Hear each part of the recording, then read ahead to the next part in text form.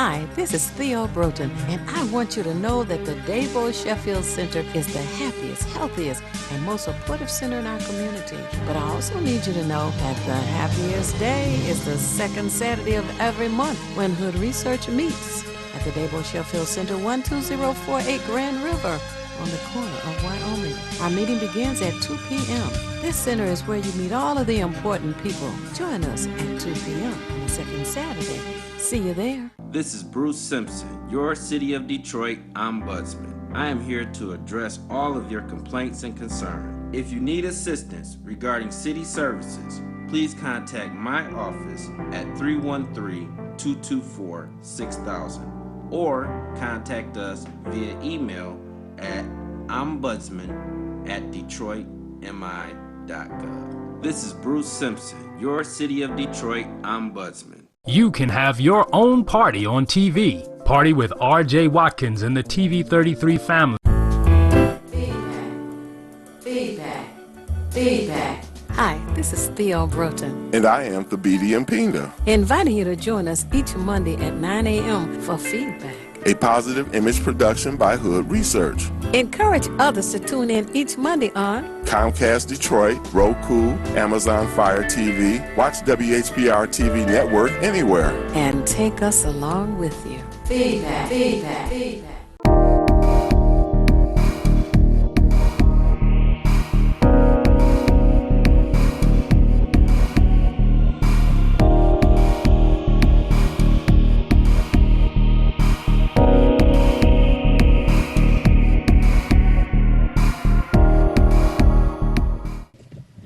We are all the way live right here at WHBR, WHBS, and thank you so much for tuning into Feedback, a positive image production by Hood Research. My name is Theo Broughton, co-founder of Hood Research, and my co-host. Thabiti, and we welcome you to the program. And I just need to say good morning to a few people, and that would be good morning to Rosa and Miss Farmer and Lawrence, and to Barbara and Vera, and to Sylvia and Katrina, and good grief, Don and Henry, and it's just so many. Al, who do you want to say good morning to?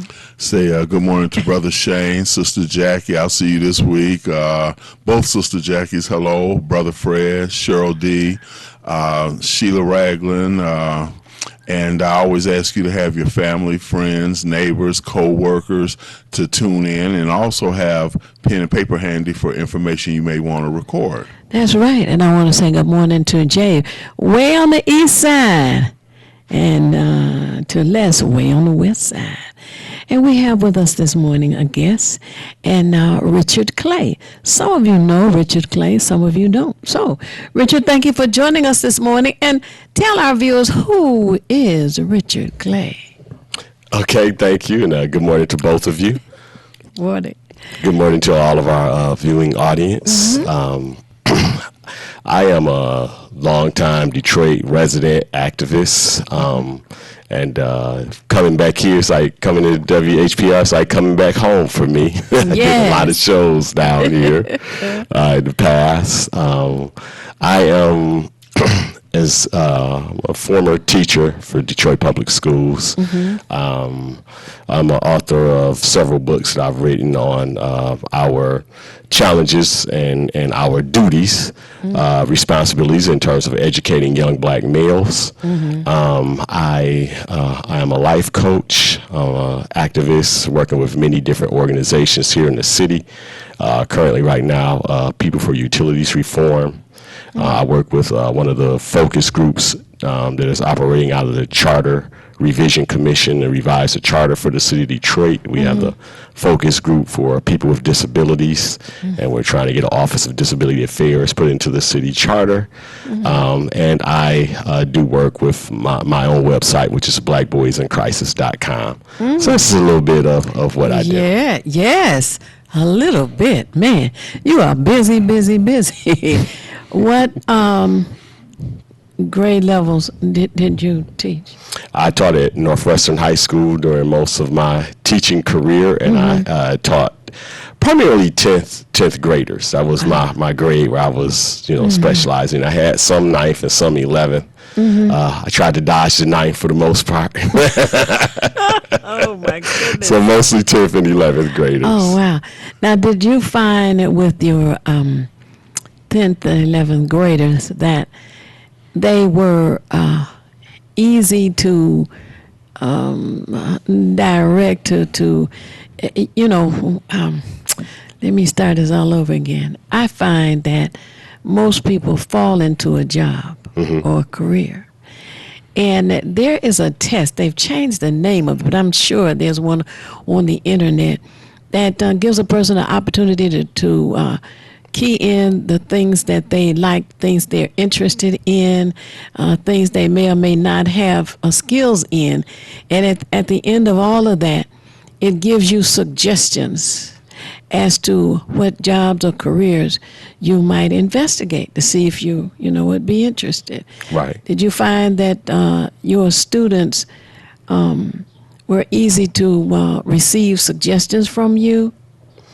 Yes, I think, well, when you're primarily 15-year-olds, they don't have some of them, know what they like, but they don't have a lot of career knowledge and information to really start basing their decisions off of. Right. So one of my jobs, I took it upon myself when I was in the classroom to always get information from the VOTEC centers. And to not only I would not only talk to my students about careers and salary projections, but I would get actual overviews of careers from the VOTEC centers, and we would actually talk about them and put them on the board and to help to give them, a little bit more direction and understanding, what some of their options and choices were, kind of open up the world. So they don't, they think like, well, let's see, basketball player, rapper, doctor maybe, and they don't have a lot in between, So we try to fill in that was some great. of those. Now, I'm curious, did they ever have, because I participated in one myself, but did they have career days at that grade level? Yes. Where you brought other people in to give details on their particular area of expertise? Yes, we definitely had career days, and those are so important. Anyone out there in the viewing audience for school near you has career day, definitely go in and try to participate with that, because the students really like those too. They love career days, and they get a lot of information that fills in gaps for them that they don't ordinarily get to. What about the black colleges? Did you have representatives to come or encourage students to want to go to a black college? So what happens with the black colleges is the black colleges do send people up here.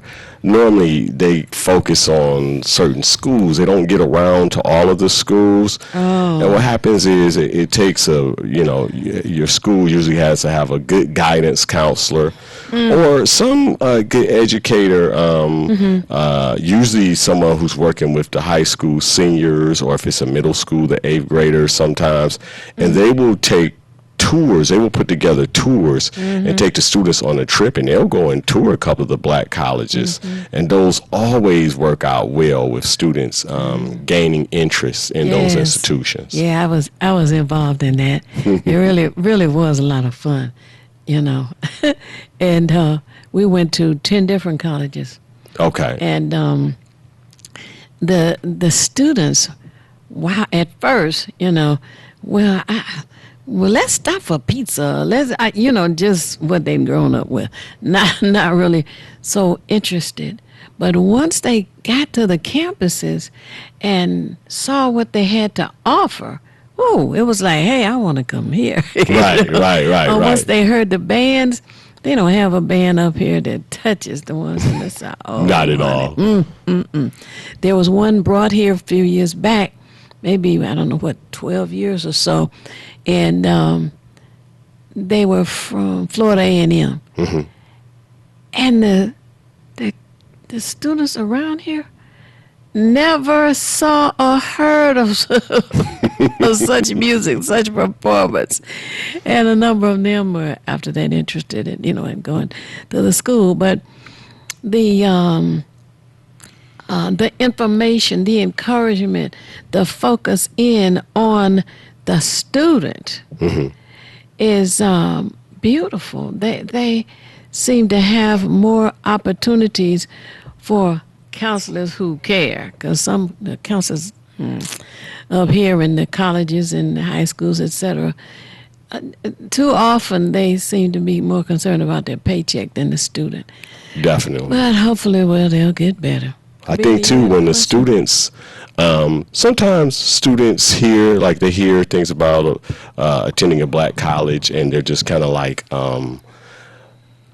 the information they receive about it is not good information. And so when they can either get a representative in front of them who can tell them or show them some video, and even better, when they can go there, and like you said, they can hear those bands, and and they can just see, how things are done.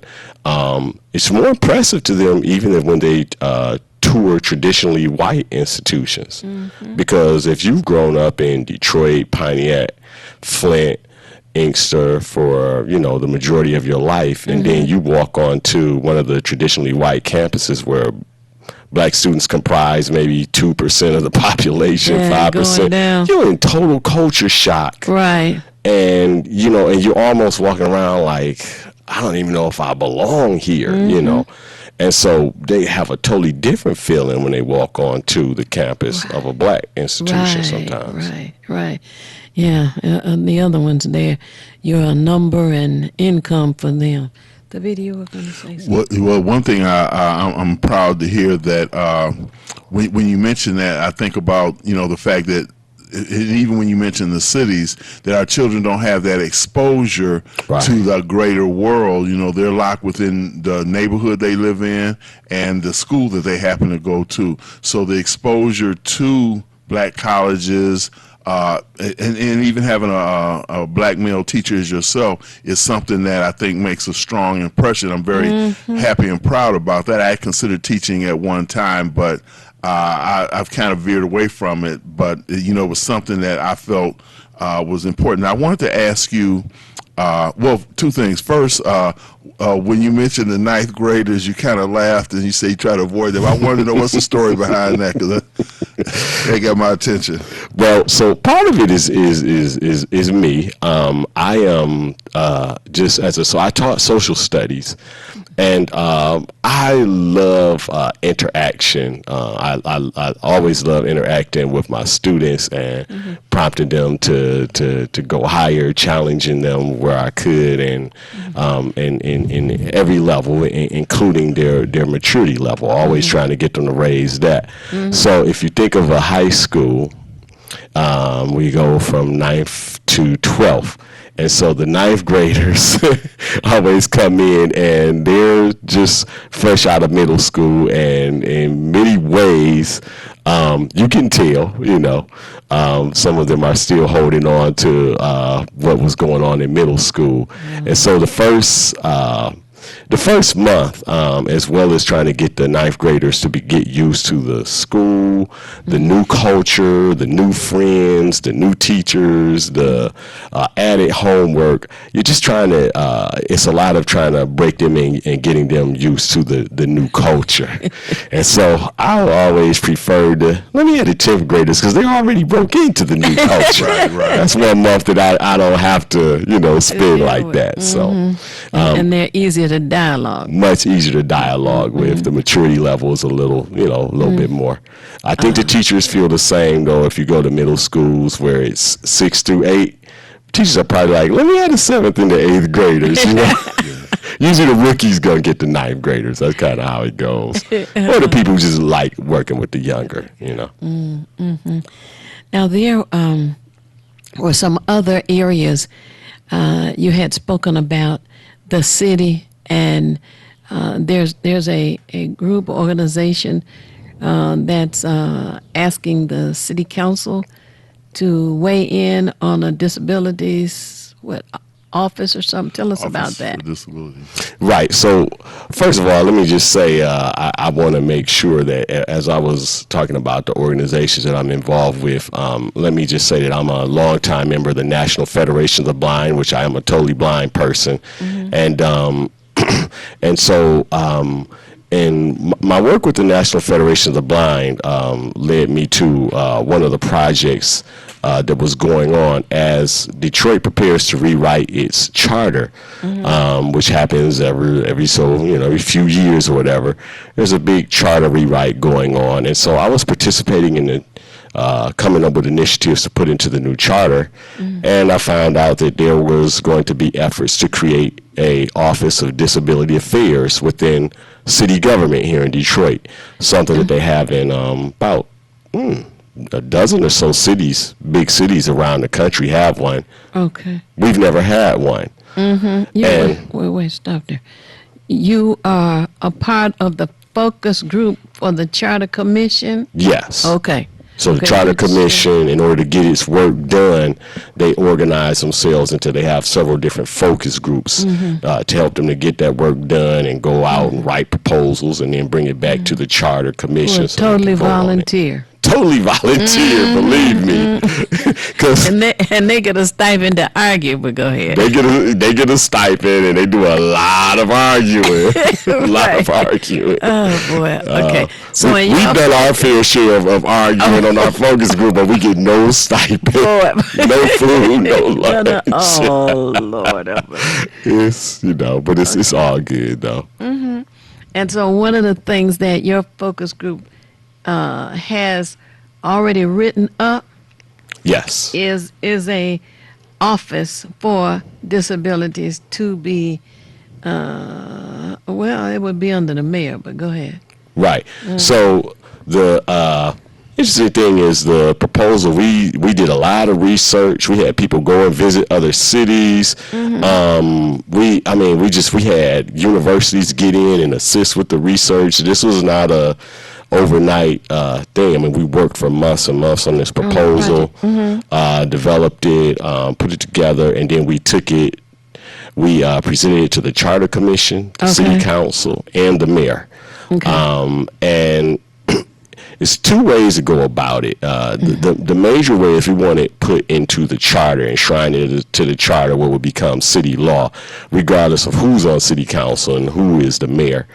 But we also we took it to the mayor and the city council to see if the mayor would implement it.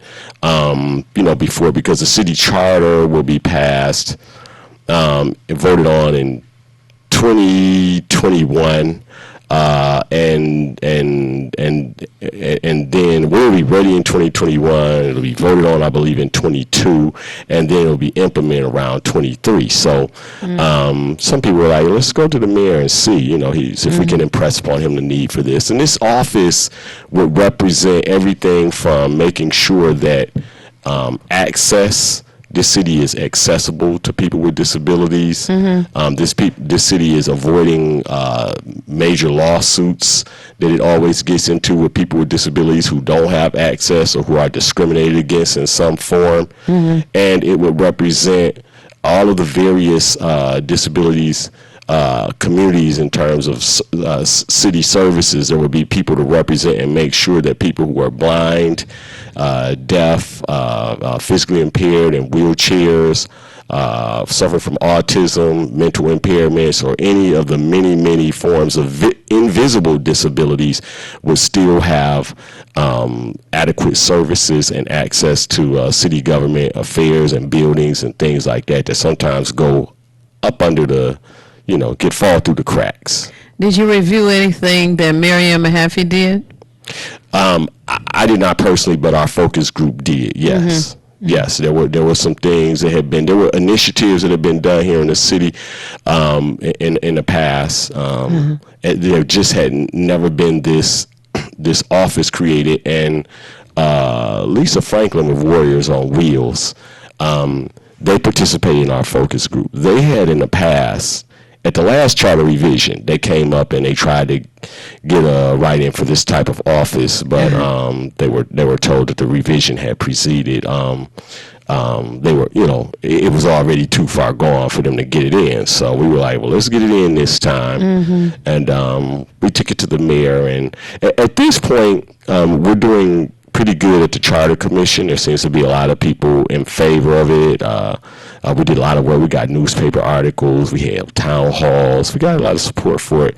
The mayor himself, the mayor has responded and said that he supports the idea for office. City Council has passed a resolution calling for the mayor to support our proposal and fully fund it. The mayor showed up at the City Council budget. You might have heard about this. They had a kind of a hot meeting last Friday, and the mayor showed up and he had something in his budget, like for Office of Disability Services. But right now, where he's at with what he is proposing, he has an office about 1/10, 1/12 the size of what our research says is going to be needed to adequately serve the people with disabilities in the city of Detroit. So he put something in the budget that he presented to council? Yes, he had his, they're not on a full budget. The mayor went to the city council last Friday, and presented his first, I guess you could call it his rough draft of a budget. Right. And it's kind of like, the first run of it. And he did have something in there for a office for disability services, but it was a lot of people in our focus group were like, wait, we don't even recognize that from our proposal. So there's still a long way to go, we think, in terms of what we're going to be able to get and what's needed to. There's something like most estimates say there's something like there's over 100,000 people with disabilities in this city. When you think about all of the people who are dealing with all of the kidney dialysis, when you factor in, they're on every other corner. Yeah. So I think it says 125,000 people with disabilities in this city. Yeah, there's something wrong with that. The dialysis piece really is. Nobody is speaking up on the cause. It just seems that this year, last year, and so on, was a opportunity for doctors to increase salaries. Yes. It's just too many people on dialysis. If it has to do with nutrition, then that needs to be researched. That needs to be addressed. If it's because of the over prescribing of some people taking, 10, 15, 20 pills at a time. And, of course, the reaction of those pills on each other in a person's body could cause, them to have to end up on dialysis. High blood pressure, which is not addressed properly. Right. But anyway, they have a dialysis unit on every other block around here. It is...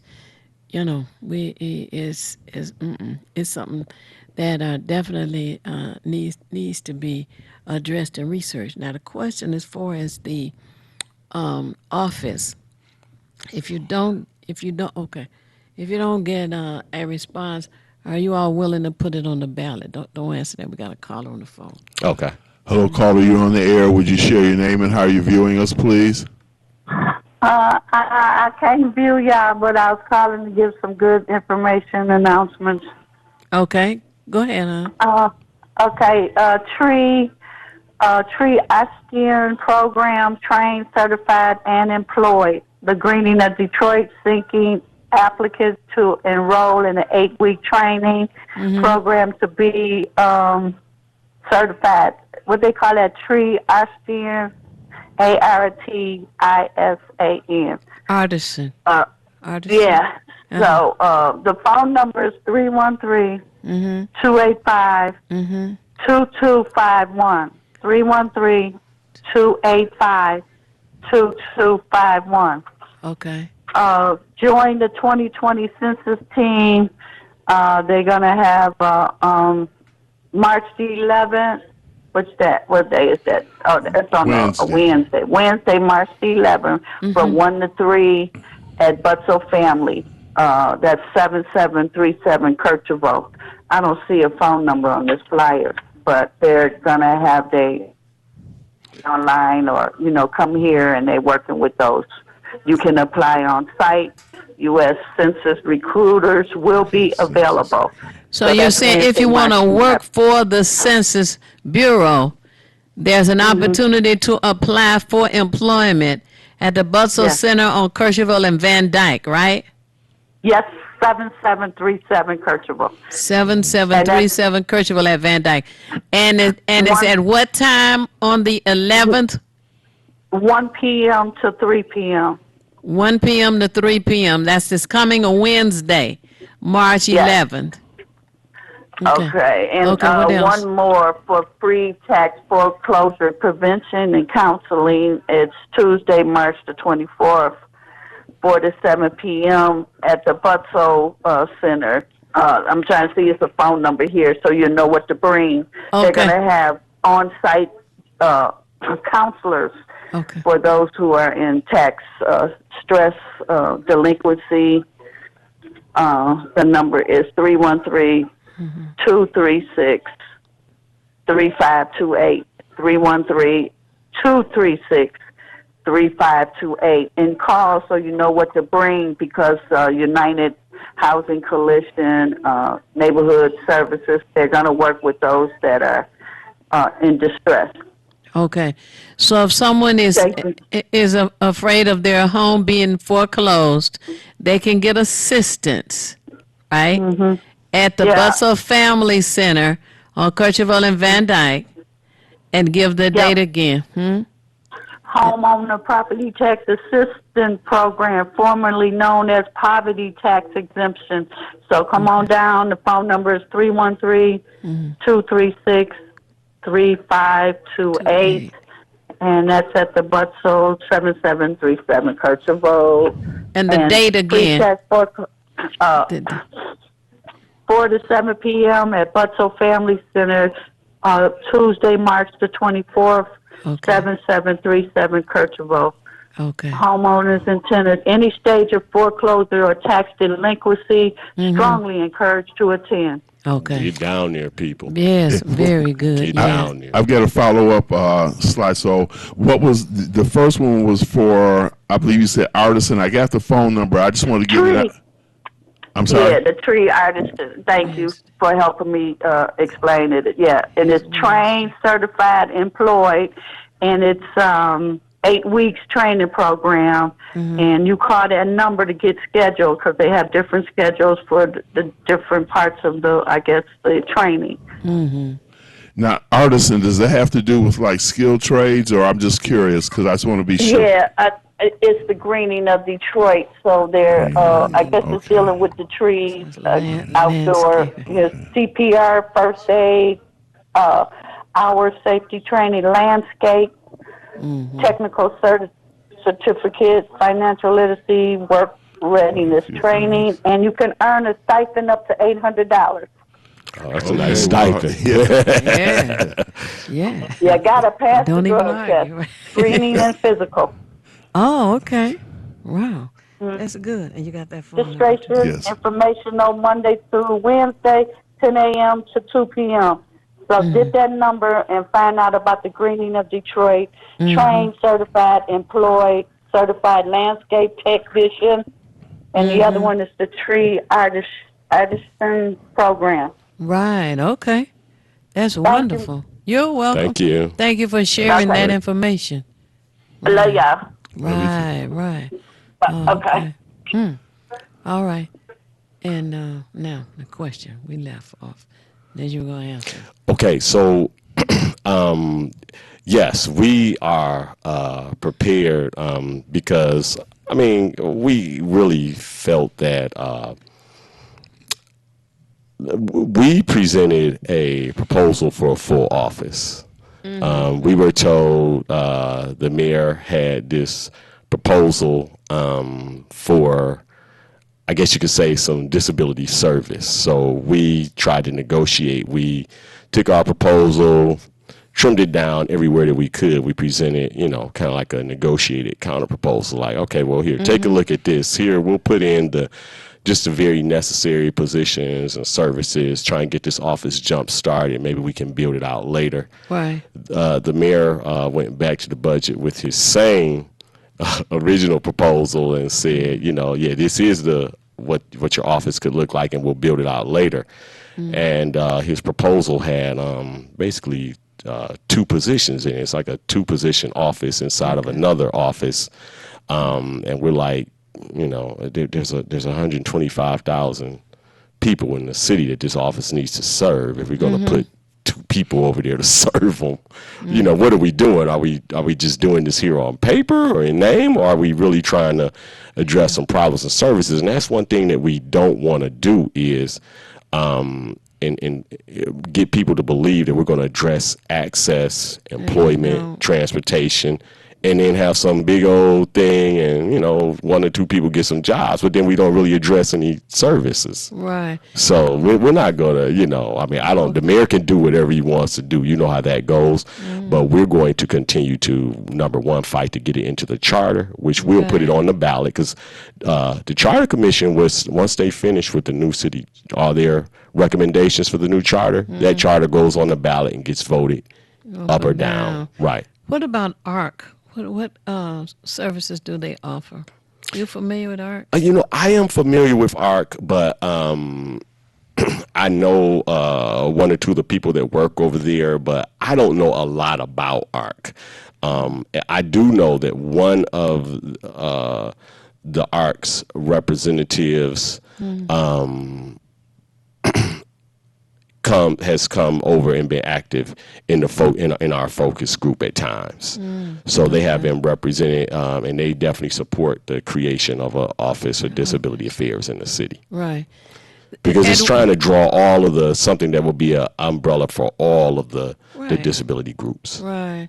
There had been a office in the city, and if I remember right, Diane Bukowski used to work there for civil rights. The city had that office, but over time it has been discontinued. I'm glad you mentioned that. It wasn't discontinued. The name and title and acronym for that office continues to change. Right now, that office is called Civil Rights Inclusion and Operations or something, CRIO, CRIO. And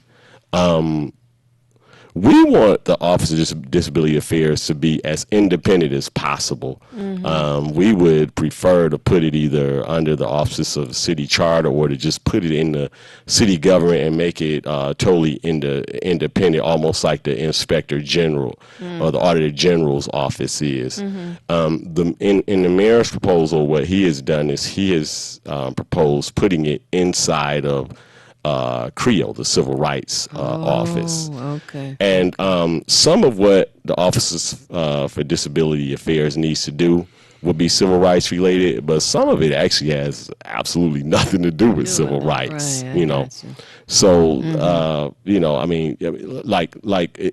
want to make sure that people who are autistic or people who are hard of hearing have access to the services that they need. They might not have been discriminated against. Their civil rights might not have been violated at all. But just the fact of making sure that they have access to ASL sign language interpreters or something like that. We're like, well, what does that have to do with? Even if they go to the city council meeting. Exactly. They want to know. Right. We don't want to accuse city council of violating their civil rights. We just want city council to have interpreters there, when they come there. So we didn't see like the connection between this office and being in civil rights. We wanted independence for the office, but I'm pretty sure, for a new office, there's some budget things you want to be worried about. But again, to put it inside another office and then, have 1 or 2 people working there, it seemed almost more like, not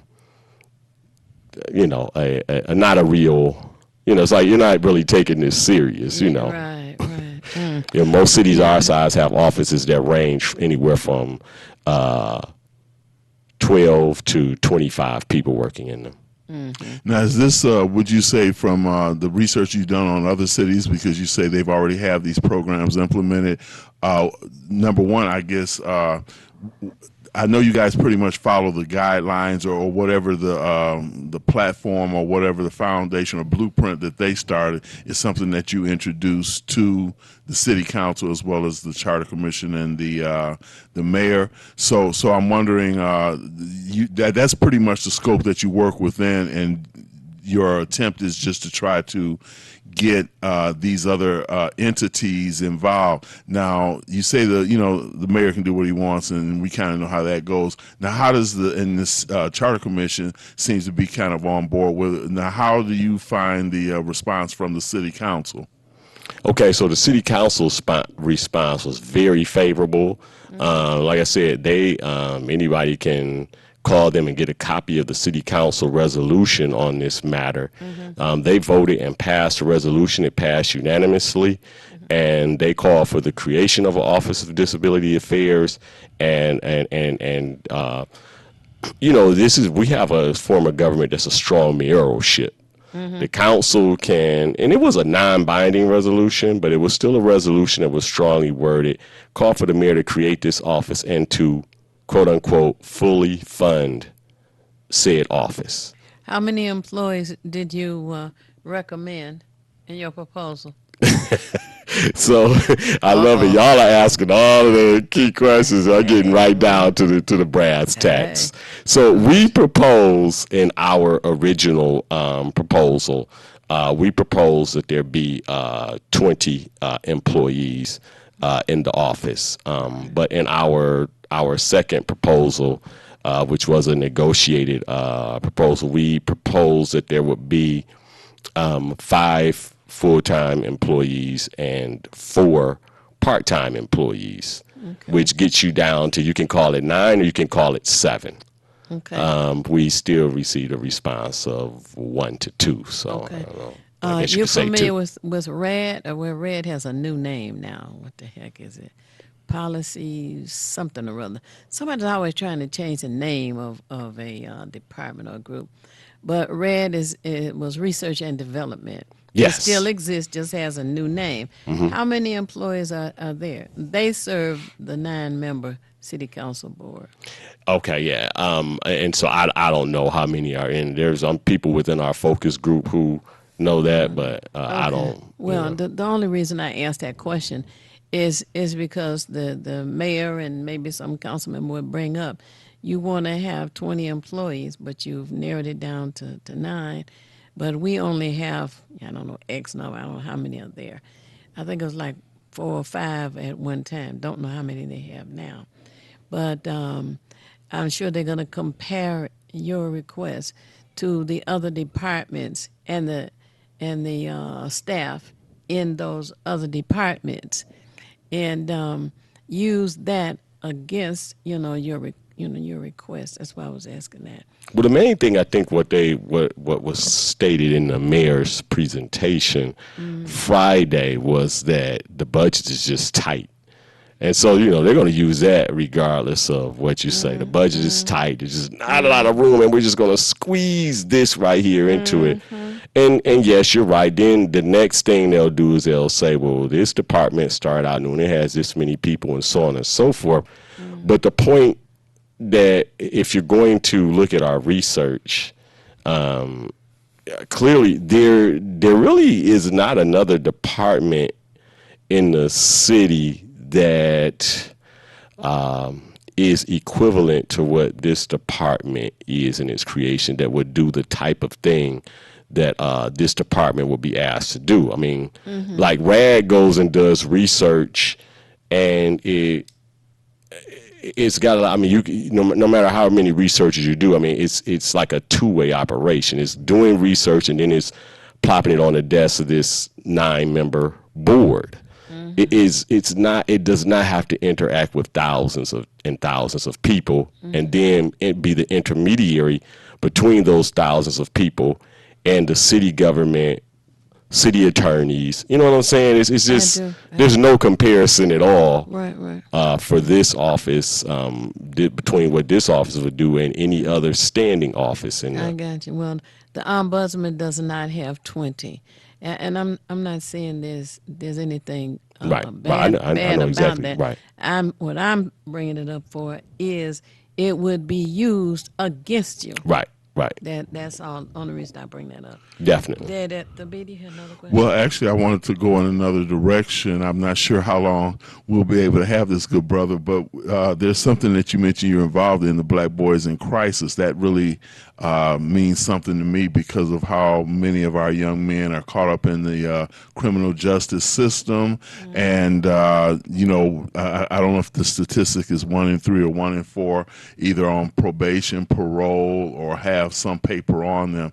So I'd just like to get, if you can, an overview of what is Black Boys in Crisis and what are the efforts to try to get them out of crisis, basically. Yeah. So just like you mentioned, the numbers are, the statistics involving our young men, they are frightening, they are terrible, and they have been for a while. I'm definitely not the first to hit on this subject. Big props out to Brother Jawanza Kunjufu, who wrote Countering the Conspiracy to Destroy Black Boys, and he wrote that in the mid-'80s. It was a bestseller in the mid-'80s, and I started writing my books in the mid-2000s. So it's just that we haven't been able to do a lot as a community to begin to resolve the issues and the challenges confronting our young men. And so Black Boys in Crisis, what I did was to combine all of the different things, because I was doing a lot of work. When I left the classroom, I became a consultant, and I started going back into the classroom and trying to train our teachers. And then I was doing work trying to train our parents how to do a better job, both on the raising and the educating side with our young men. And so what I did was I put together this website, blackboysincrisis.com. And there I centralized all of the efforts that I was doing with the efforts of other people. There we have information, we have articles. My books are there. People can read excerpts, many, not like just a page. They can read a lot of excerpts from my books. They can purchase my books.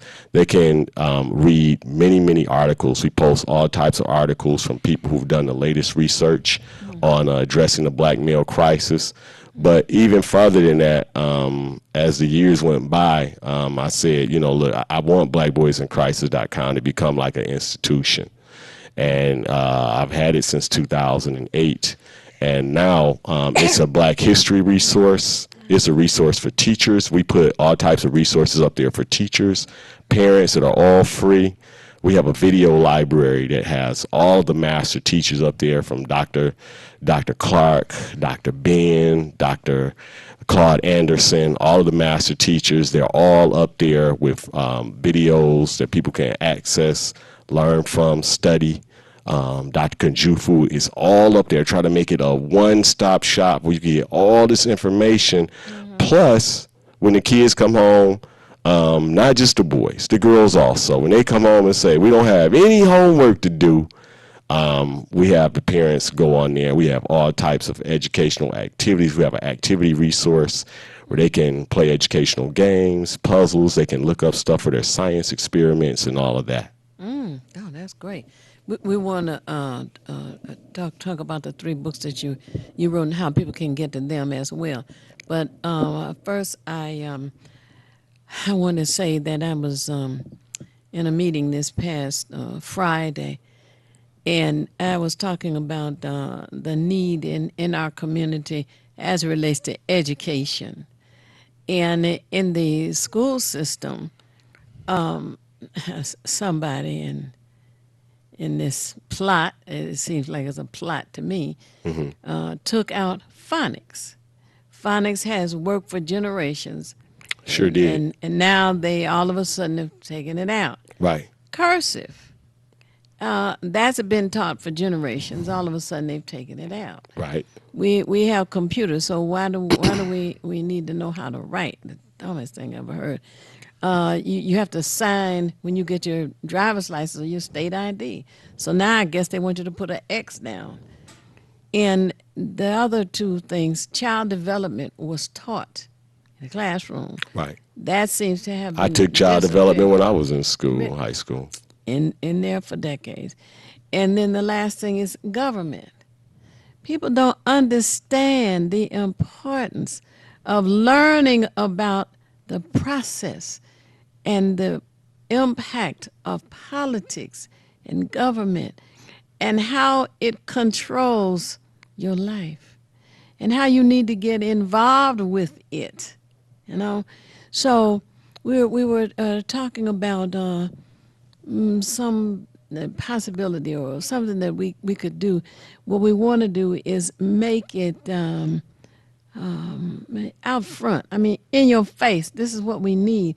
You need to fight to have those things in the classroom. Definitely. Because as the little ones, and now all of a sudden we got this test that's supposed to be taken. If the children don't pass the third grade reading test, they're held back. You know what happens if they're held back? Now what you're doing is creating bullies, you know? Yes. They don't want to be the biggest and oldest kid in the third grade and everybody else is going on to the fourth grade. What kind of test is it going to be? You know, is it going to be a fair test, a test they would understand? There are tests that are given that our children in our community don't understand because they don't have that kind of culture. You know? Right. So we were discussing ideas and Hood Research is having a meeting this coming Saturday at the Dabo Center, which is located on Grand River in Wyoming. And from 2 o'clock to 6 o'clock is when we meet.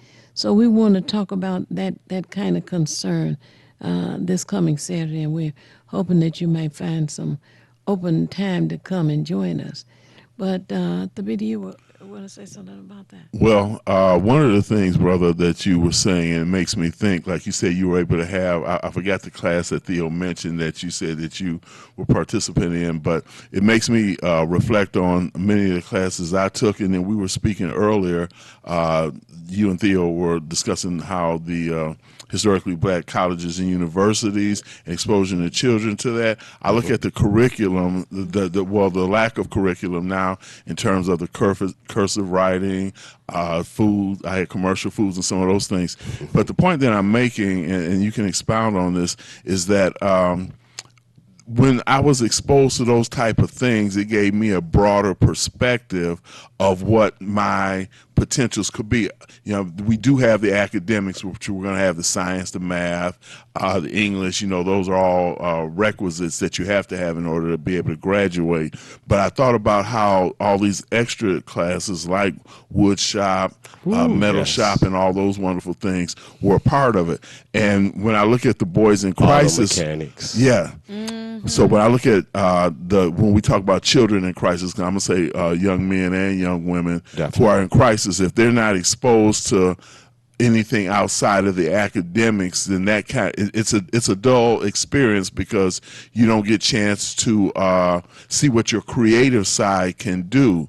And I know that those classes were resourceful, at least in my life, and I'm sure in the lives of a lot of others, they were resourceful because once you go out into the world, you have a greater or broader perspective of things that can be done.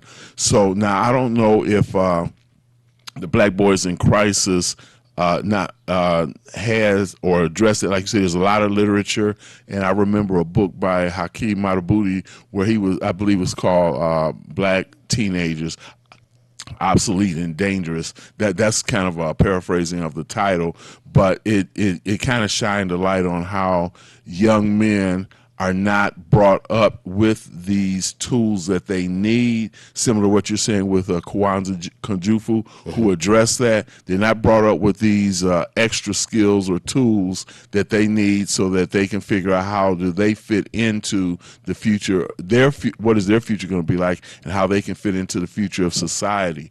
So did or does Black Boys in Crisis kind of help give direction or let's say a broader viewpoint on options that young men and young women can take upon themselves? Yeah, to the best that we can with a website. We try to get the parents and the students to understand that there are a lot of options out there. There are a lot of colleges, a lot of scholarships. There are a lot of career possibilities. We try to point them towards the type of tests like Theo was talking about that will help them to evaluate what their strengths and likes and weaknesses and that type of thing are. So we try to give direction on that. Some of that, of course, has to come through person-on-person contact, so we do a lot of workshops. I try and get to as many schools as I can and do workshops and stuff for the young people. But here's the thing. What you just said, you were listing, just things that are so critical to a young person's development and their educational development, because, like, if you think about it, decades ago, if young people were just told you're being educated to graduate from high school and you will either go to college or you will do nothing. You will go and get a fast food level job. Imagine how many lives that would have changed from people who went on to do so many different things. And that's basically what's happening with the educational system today, because there is no commercial foods, there is no wood shop, there's no wood shop classroom in your basic high school. There's no auto mechanics anymore in your basic high school, whereas young men used to come out of high school with skills to go and get a job from day one. Yep. And so now what the school says is, well, if they want to do that, if they want to pick up those types of things, they can go over for a half a day in their 11th or 12th grade year. They can go over to the Votex Center and learn the vocational skills and things like that. But so many students, this is why in my social studies class, whether it was government, econ, U.S. history, whatever they gave me, I took 2 days to go over Votech and vocational offerings that were at the Votex centers, which it wasn't in my lesson plan, it wasn't in my curriculum guide or anything, but I knew it had to be done because you got people who will graduate or not graduate and not even know that stuff exists over at the Votex Center that might be all the way on the other side of the town or the city. Right. We have a caller. Hello, caller. You're on the air. Would you share your name and how you're viewing us, please? Hi, this is Tawana Morris, and I'm viewing you on my Rabbit Ears TV. Your Rabbit Ears, okay. Happy Monday. Thanks for calling. Nah, guess what? Rabbit Ears is all right. Sometimes we have to be like the Sankofa for birds. Our young people don't even know the things that we knew back in elementary, kindergarten. They need to have that. We sometimes we need to back up a little bit. Everything is going so fast. No sooner they out the room, they in the school. Our young people, in order to be more stable, need to enjoy life. Right. Let a child be a child. And when they get ready, give them all the basics. I remember when we used to have the kindergarten where the kids learned how to play house and pretend like they're cooking. And then when they get into grade school, they actually begin how to make biscuits, how to make and etiquette and stuff. Those things our young people don't even know about anymore. Right. And we enjoyed going to school, drawing and making the paper mache stuff or hats for Easter out of paper plates. We learned the basics. Right. We need to get back to the basics and wrap it with going forward. Wrap it around the new industry stuff. But don't forget, let them enjoy it. Right. Those are the kind of things that made them enjoy going to school. That's right. Mm-hmm. And then you knew you had a good when the lunch program started. That was excellent for these young people. We knew that they had a balanced meal. Right. We have to look to our children. Well, I'm old enough now to say we need to look to our children and give them the basics. And it's hard with a one head of household family or is just one parent. Yes, it's hard. But we as a community can wrap our arms around. We got all these government entities. They're studying, trying to keep the money in their pocket instead of using the money what it's for. Right. So I'm going to hang up and listen, and I'm enjoying everything. Oh, thank you. She made some very That's important it. points. And it Because, is so wonderful. Setting a foundation for young people is so important. We're talking about trying to teach young people the basics, getting them to like school. And they're talking about, you better get them ready in the first and second grade, because if they don't pass the test in the third grade, we're failing them. I mean, like, every time it seems like we're making steps forward, they want to, some comes along to try to kick us a couple steps back, and we have to really fight against and oppose that third grade test and get it knocked out. That's right. And we have an opportunity to go and help tutor the kids in school to help them read. We have somebody on the line. Hello, caller. You're on the air. Would you share your name and how you're viewing us? This is Jerry. I just want to tell y'all, Bill McConaughey, the chief judge of 36th District, is over there attacking. Oh, my goodness. Attacking, you say? Hello? He's attacking Agnes Hitchcock, telling her she ain't done nothing, never done nothing. Oh, he's letting her have it.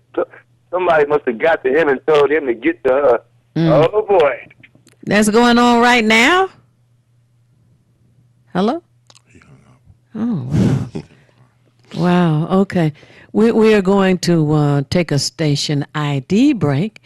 And for those of you who have called in or are watching, please call and let your family and friends know. They can call 868-4336. It's 313 area code 868-4336. 868-4336. And we will be back momentarily.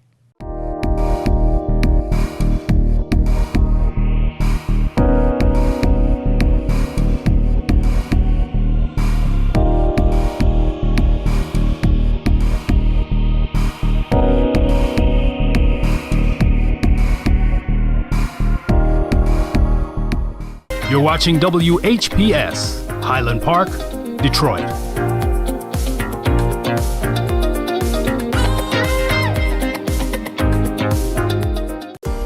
The views and opinions expressed on the following show are not necessarily the views and opinions of WHPS, its affiliates, management, or sponsors.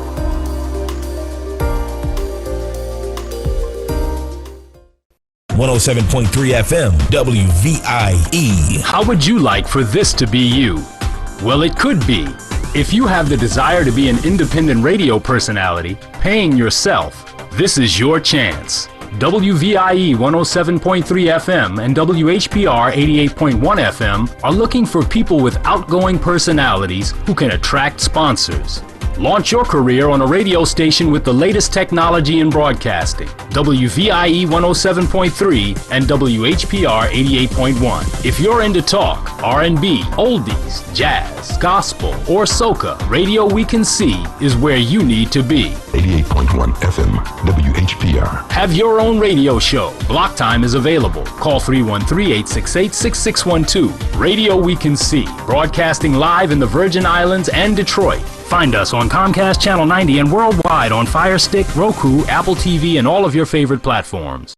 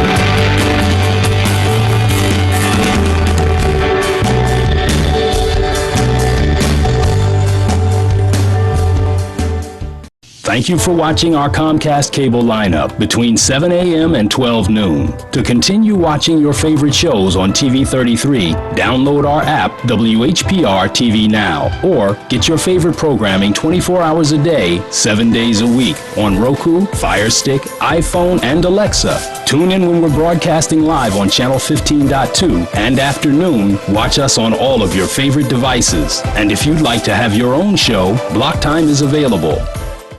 Not only can you listen, you can watch. 107.3 WVIE, Virgin Islands. Have your own show and be seen and heard in the Virgin Islands, Detroit, and worldwide. RadioWeCanSee.com, a Watkins Broadcasting Company. Block Time is available. Call now, 313-868-6612.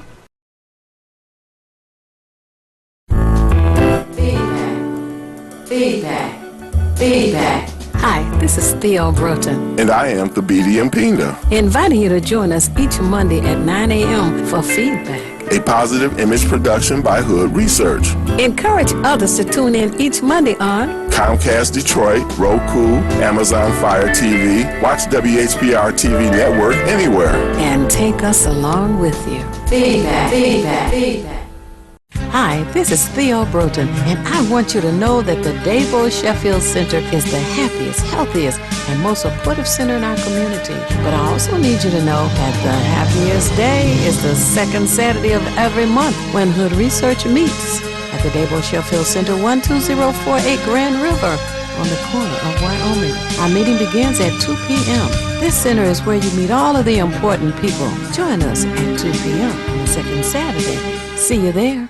This is Bruce Simpson, your City of Detroit Ombudsman. I am here to address all of your complaints and concerns. If you need assistance regarding city services, please contact my office at 313-224-6000 or contact us via email at ombudsman@detroitmi.gov. This is Bruce Simpson, your City of Detroit Ombudsman.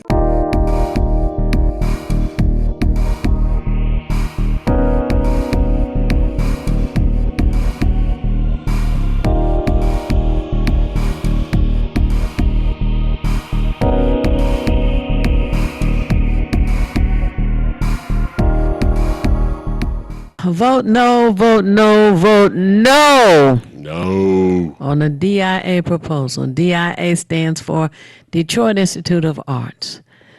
Years ago, almost 10 years ago, we were told that if we agreed to a millage, at the end of 10 years, we would not have to pay a millage again, and our taxes would be reduced. It's now time for our taxes to be reduced. Therefore, vote no on the DIA millage request that's going to be on the ballot. Vote no. Tomorrow is the election day. If you want to go and vote today, you have to go to a satellite location. But tomorrow, you go to your regular polling site, your regular voting site. That's tomorrow, Tuesday. Be sure to take somebody with you. Encourage others to go vote. Tell them, hey, let's go vote and then go to lunch, or let's go vote and then go to dinner. And be sure to exercise your right and responsibility to pick the candidate of your choice in the Democratic Party for the opportunity to remove the current president. And if I can, I like to list, since Theo mentioned these satellite locations, I want to give you the address of each satellite location according to your district. So if you decide, which I'm going to do today, so I don't have to do it tomorrow, definitely get it out the way. Yeah. Do it.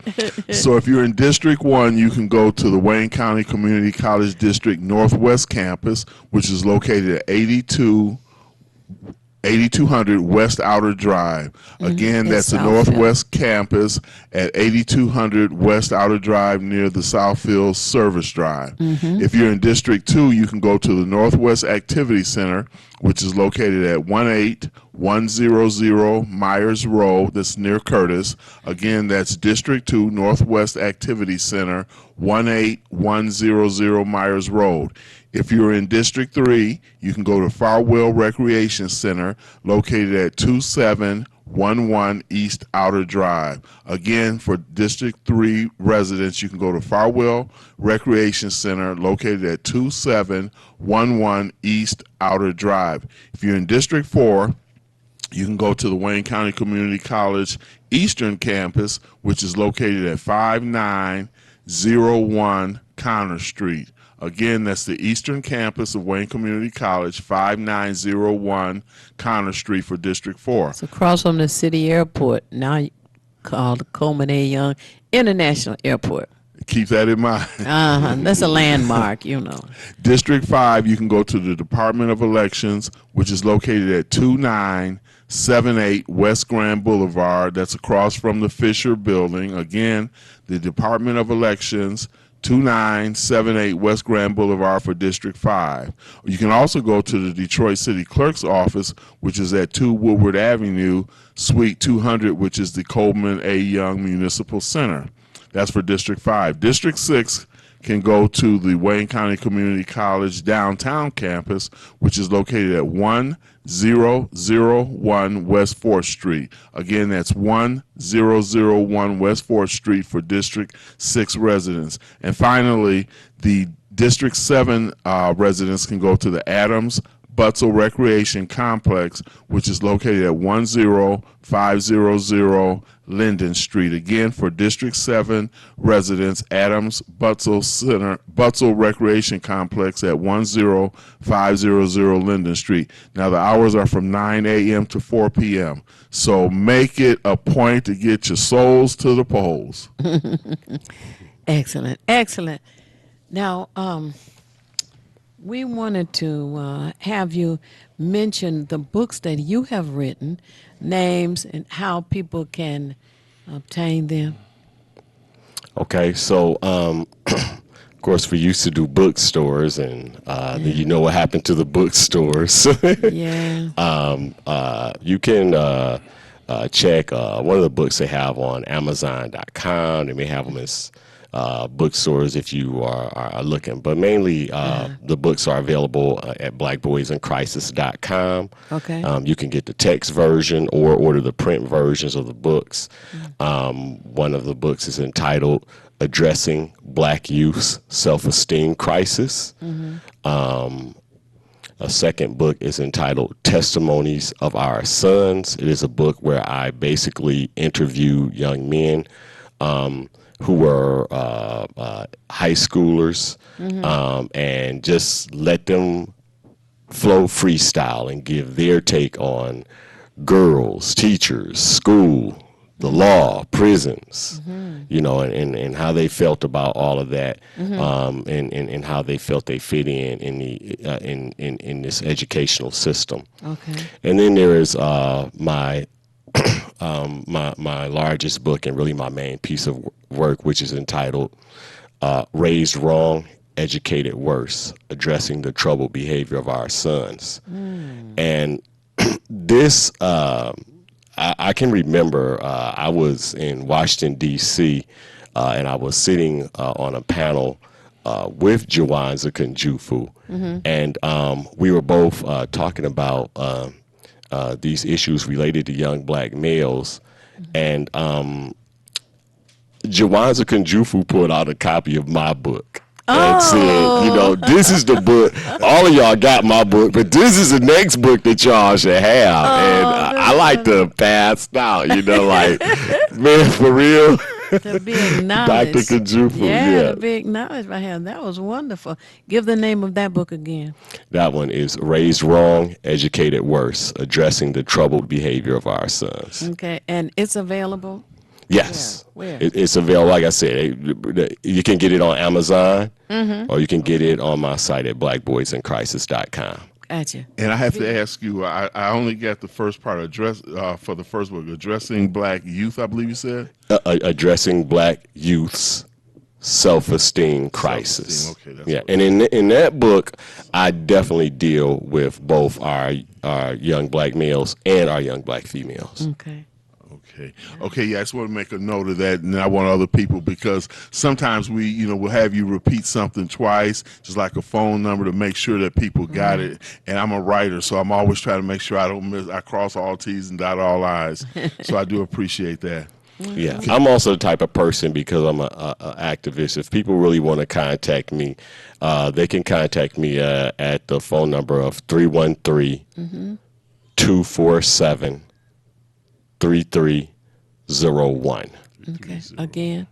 313-247-3301. If you want to try to get those books, if you have a student who maybe needs life coaching, or maybe you need it yourself, or if you are working at a school or educational institution where you think that we might be able to do some workshops that might help your student base or your teacher base out.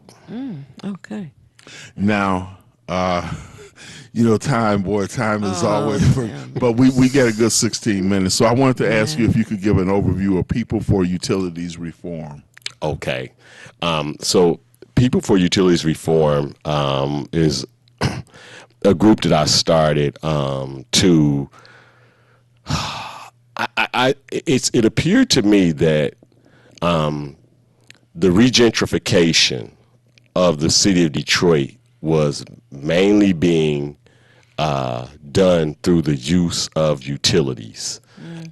People who were not able to, who were struggling to pay their rent, Section 8 applications were being opened up in nearby cities, but hardly ever opened up in Detroit.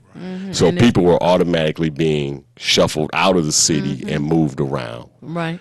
Lights and gas, DTE has been operating, ever since they were given the ability to run both the lights and the gas services, they were basically given almost the power of God to take a family and put that family back into the Stone Age, where they have no lights, no gas, and then the Child Protective Services can come in at any time and take the children out of that home. In about 2014, after hundreds of years being here, somehow they created something called a water drainage fee. And it took the utility that was the lowest price and made it almost one of the highest price utilities. We used to pay water once every 3 months, and they made it once a month. Yep. And it went astronomically higher than it used to. And then they came with these smart meters, and when they put the smart meters in, all of the utilities went up. So I was taking a look at this, and I was like, we need utility reform, and we need it bad. We need it ASAP. And one of the main things that we need is we need something that says that DTE cannot cut off both the lights and gas in a home where there's a living family, not at the same time. And so to fight for these types of things, there were other groups out there that were doing the work of water, that were doing, there's a lot of groups out there. We weren't trying to step on any toes. We were trying to lend a hand in the efforts, and plus to put a new emphasis, new vigor, and new spin on it, adding the new utilities that they're using, the blight tickets that they're using, tickets and fines all over this city. And then, of course, there came the tax issue. And so we're like, well, the taxes function as a utility. And so we're just like, we can't allow ourselves to be moved out of the city or reduced by the use of utilities. Everybody knows we got to pay utilities in order to survive. We're not trying to get out of that, but we need utility reform in this city. And so this is something to try and help build and lend to that movement of people who are out there, the folks like Michigan Welfare Rights, the Water Brigade, the People's Water Board, who are already working on these issues. We're like, let's combine it. Let's combine it all, put it out here in a platform so that people can understand that while this is a city where there are a lot of poor people sometimes try and play it off like this is a city where people just don't want to pay their utilities, and that's not the case. Do you have meetings, regular meetings, or?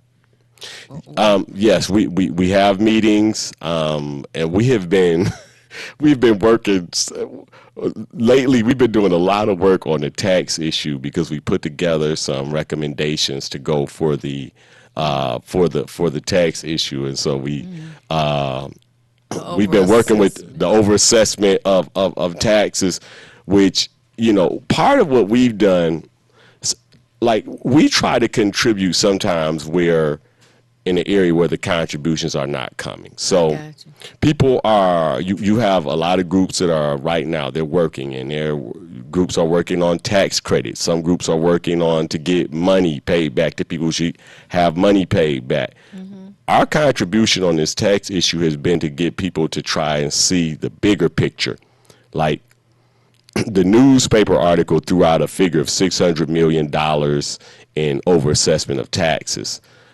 We went and got the other studies that show that from 2005 to 2015, the city sold thousands and thousands of properties through the land bank in these bundles to giant landlord corporations.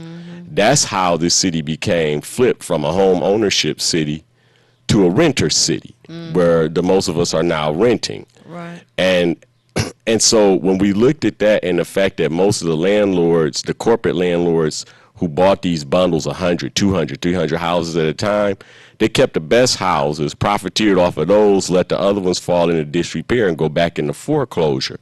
So we're looking at like the $600 million in assessments is a drop in the bucket. It's all of the homes that were stolen. It's the water drainage fees, the blight fees that have been piled up on all of that. It's the selling off, the robbing of so many people's properties, in which the property sometimes is worth more than the money. Absolutely. Do you have a meeting coming soon? What I would say, if people that want to know about our meetings, because we kind of change them around, I got you. For our to meet the schedule of we have a few people doing the work, and to meet that, so people just give me a call if you want to help out with People for Utilities Reform. We definitely need the help. Okay, and the telephone number is 313-247-3301. Again. 313-247-3301. Okay. And I hope that our listeners and viewers will take this into account, because unfortunately all of us are affected by that. If you live within the boundaries of the city of Detroit, you or a family member, it's critical, and it's a crisis at the same time, that we can't play the sidelines when we need to be on the field. Right. We can't be spectators to our own demise. So I hope that you brothers and sisters, and just, keep in mind that this brother's wearing a lot of hats. Theo wears a lot of hats. I wear one or two. But just to say, we got a lot of things that are going on that, we can't put out every fire, but you got to be present at one of these fires to be able to do something. There was a march on King Cole Market. Some of you were out there for that. We have to be engaged in what's going on. And I have to applaud you, brother, because I know you've been at this for years. Your names come up at so many different venues, meetings, and other things. And of course, Theo, Agnes Hitchcock, there's so many warriors out there. Right. But even though we're all warriors, but we have to, whatever our role is, play it. So I just want to congratulate you on what you're doing, brother, because what you do makes me stronger in my convictions of saying that, something has to be done. We're not going to allow this. I think the Panthers even had a slogan they used, one of many, which was "Seize the time." That's right. And the time is now. It's not yesterday, because if you don't do something today, tomorrow's not looking good at all. That's right. That is so true. Amen. Now say amen. If you all had, I don't know if you have any time left. About 7 minutes. Yeah. Okay, I just wanted to say something on the education piece. One more thing. Dr. Vitti, the DPS school superintendent, he was on a radio program recently. Someone called in and asked him about African-centered education. And he began to talk about how they have they're implementing African-centered education again, is the way he put it, at one of the schools. I believe it's called Malcolm X. I won't even say it's Malcolm X, and it's got another Paul Ropes and Malcolm X, I think it is. And then he talked about how they're beginning to implement it at another school. And I was able to get through and call and make the point to Dr. Vitti that, number one, the VOTEC centers are great, but we want vocational classes, at least the main basic ones, put back into all of the high schools. There is just absolutely no reason why there should not be a sewing class, a foods class, some basic stuff, elective classes in each and every one of our high schools. A student should not have to go all the way across town on a bus somewhere to take a foods class and learn how to cook. Or sew a button on a shirt, is utterly ridiculous. But more importantly, I made the point to him that African-centered education, we did not have a school or a couple of schools that were African-centered education. Detroit Public Schools, the one super positive thing that this district had going for it is that warriors and warrioresses had fought to make this a African-centered school district. And I told him that there's no way that you ever reclaim, even get back to the point where this district was, because emergency management took us 10 steps back. However poor people think this district is, or was, they took it 10 steps back through mismanaging it and taking more stuff out of it when they took it over to emergency management. And so if you're going to get it back and then move it forward, you have to restore the African-centered education paradigm to this district. And he agreed with me, but he said, I got to get 2 schools first, and then 3 schools, 4 schools. And this is the problem. It goes almost like back what I was saying earlier about the mayor with the Office for Disabilities. Everybody gives us not only the incremental approach, but it's like, hold on, let us give you 1 micron first, and then we'll get you a 2nd micron. And it's just like, nah, man, just do it. Just declare it, start teaching it, and take us back where they took us from, because our students were making progress under the African-centered education paradigm. Emergency management came in, took it away, wiped it out. They actually threw away a lot of books. Who throws away books? What? They threw away books and curriculum information, and they knew what they were doing. And we got to get that back, because people fought long and hard. The Kwame Kenyattas, Tahira Ahmeds, Baba Victor Gibsons, Helen Moores, and even some national people, Dr. Clifford Watson. People have passed and gone on, and we're fighting for African-centered education, and we're going to continue that fight. You mentioned some heavyweight names there, brother, and I remember when Tahira Ahmed had her own program on the Public African Worldview. I've got a lot of tapes of that. One of the things that Theo and I discussed too, just in our travels, is how, like you said, going to a vocational tech center in order to pick up this skill or that skill. But what Theo and I had discussed was the fact that you have to be transported to and brought back. That's maybe an hour and a half journey round trip when you add it all together.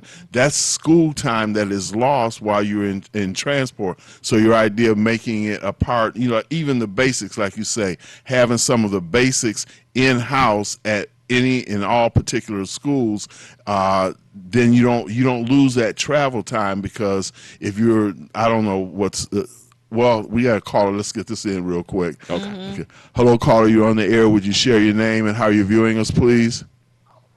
My name is Jay, and I'm calling. I'm watching you on 15-2. Oh, thank you. Okay, go ahead. Okay. Yes, about these property taxes. I just called the people, and I thought they said that they could take the interest rate off of it, that the governor signed a bill, and they said you still got to pay all the interest. What? So I don't understand what they talking about when they say that she signed a bill saying that you don't have to pay the interest on your taxes. Well, we're gonna have to get I just called them, and they told me you still got to pay the interest. It's called the Pay As You Stay program, and supposedly if you get into it, they just signed a bill where if you get into it, you agree to pay a certain amount per month, and they will not charge the interest on the money that used to build up so much. And you're supposed to get a lower payment, and after a while, your taxes are supposed to come down. Yeah, they said $115 a month. But I asked her, I said, so when they take the interest off? She said no. Yeah. Well, that's interesting. Well, we're going to have to get some additional clarification on that. You can call the governor's office. They got a constituent services person.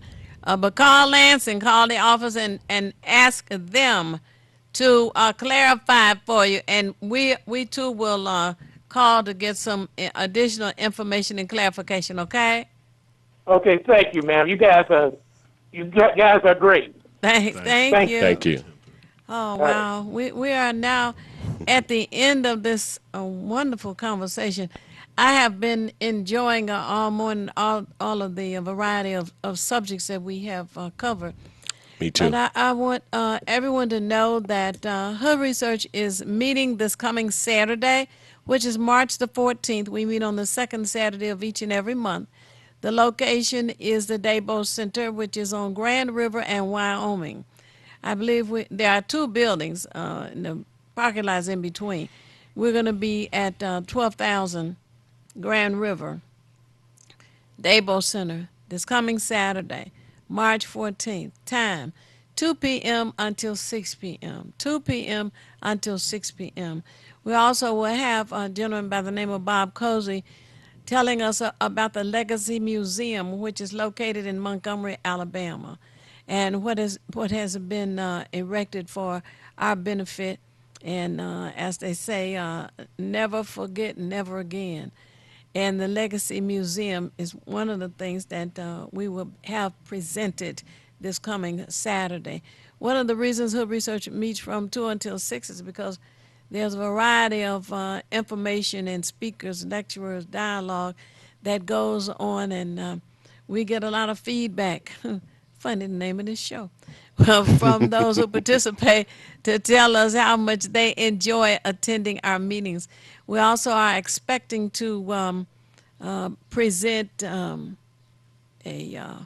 appreciation certificate to some people who in this community who have just out of the goodness of their heart and compassion for the people in the community, reached out and done what they could to make things better. So, this Saturday, 2 p.m., Dabo Center, Grand River, in Wyoming. We want to see your face in the place. And remember, Hood Research has a website, hoodresearch.org, and the email is contact@hoodresearch.org. Contact@hoodresearch.org.